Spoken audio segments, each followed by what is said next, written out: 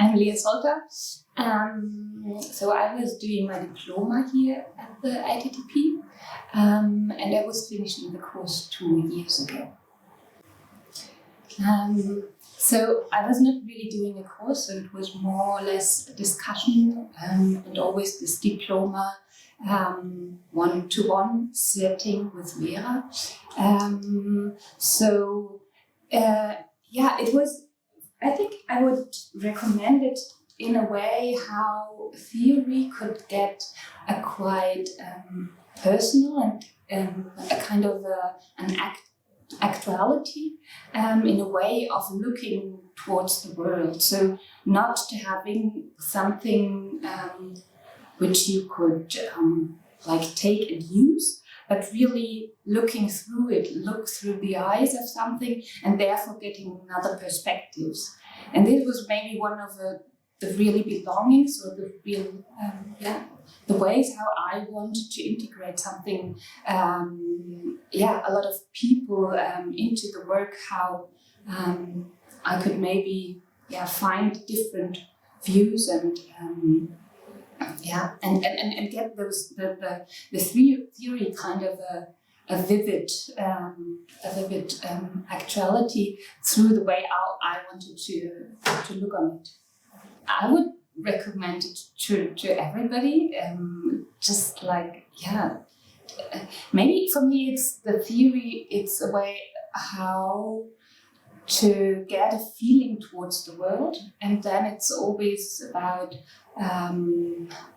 that architectures belong to it, and then it's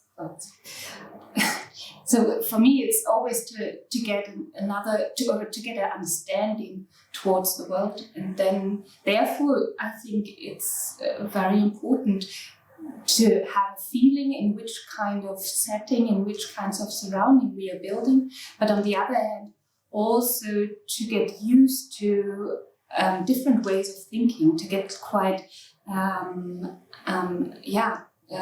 so vivid or agile in a way, how you would like to behave towards different positions. And then also in the way of abstraction to maybe look on it and then to combine and to see how things are having a kind of a network and have proportions to each other.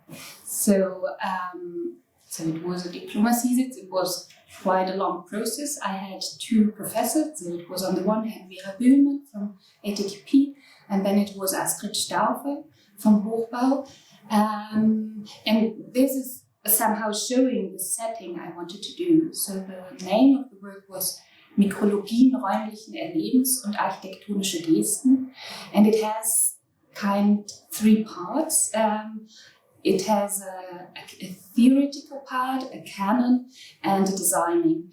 And in those parts, I always had different views, different positions. So in the theory, I didn't want just to have the philosophical view and then afterwards the architecture is coming to it. But having always both perspectives in all those 3 parts. So it was a way of finding a method which was maybe before quite emotional, belonging to me, a kind of intimate way how I saw architecture, and then somehow to get a method how to deal with it, and then really how to position it, and also how to refer later in other projects towards this, towards a kind of constellation I was building. And so the process has different levels. So it was dealing with phenomenological ways of thinking. Therefore, it was the theoretical part, more or less concerning on Hermann Schmidt's, and then also towards kind of an quite casual way on looking towards architecture from Ellison and Peter Smithson. So having those views, and then in the canon, I was always already looking towards the designing process. How can I get a kind of a feeling combining the theoretical way of looking towards an actual milieu. And therefore, I was looking towards the use. It was later then designed for a home for elderly people.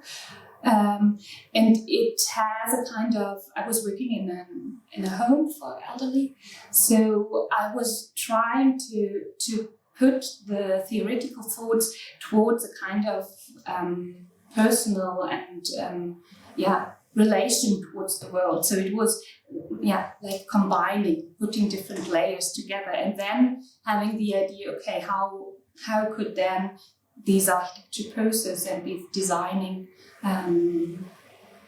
bringing finally things into form, into a place, into time, how these maybe come out of this.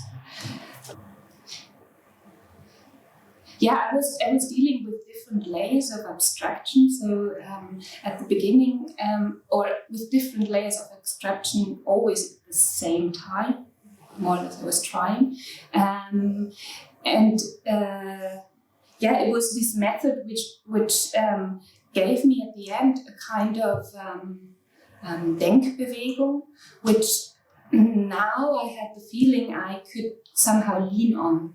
And it's not something which is fixed, but I had this kind of a tripod, so it was like those three layers. So the theoretical, the canon, which is like belonging already to kind of looking towards the world, towards eine Tatsächlichkeit, and then the designing, and then in those three parts having those different perspectives. And I had the feeling kind of when I was somehow stuck, I can just like go towards the other side. I can just like move and look towards another perspective on the same problem. So therefore it gave me quite a lot of Beweglichkeit. I think it's the way of thinking could be seen on one side as a kind of gymnastic way of dealing with things in your head and getting used to these movements, which was in former times maybe feeling stiff towards them or not even knowing that they exist. And on the other side it was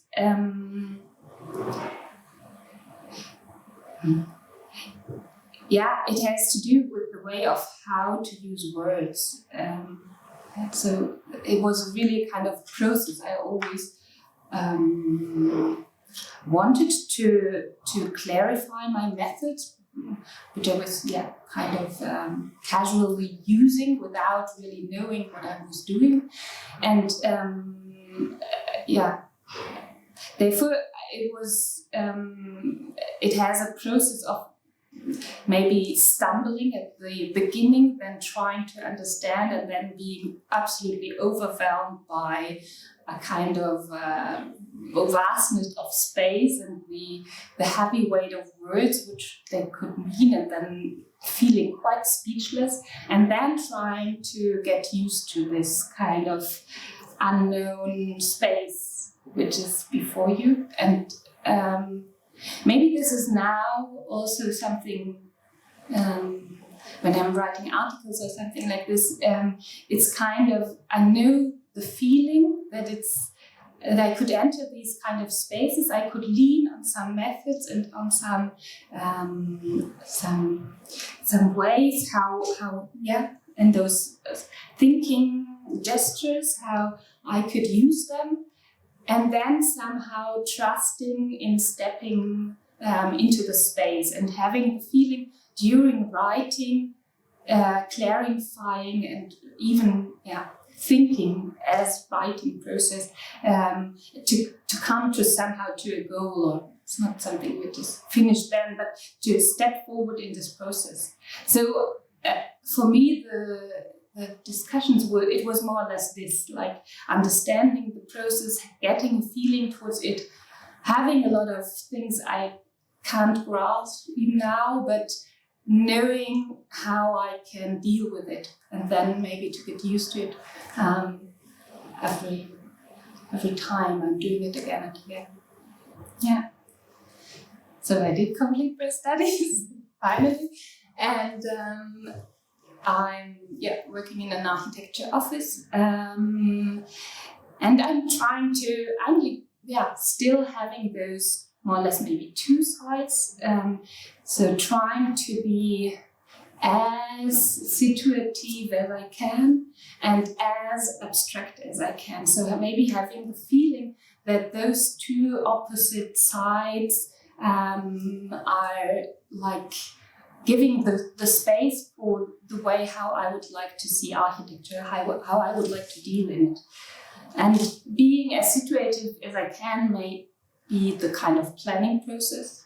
So I would like to get even more close to do also things myself, but at the moment it's like the architecture office doing quite realistic, banal planning processes.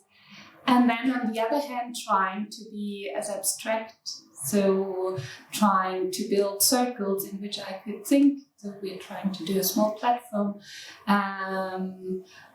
trying to learn to still attend courses, still attend the colloquium, being in this kind of thinking methods, and then writing articles which give me a wonderful framing,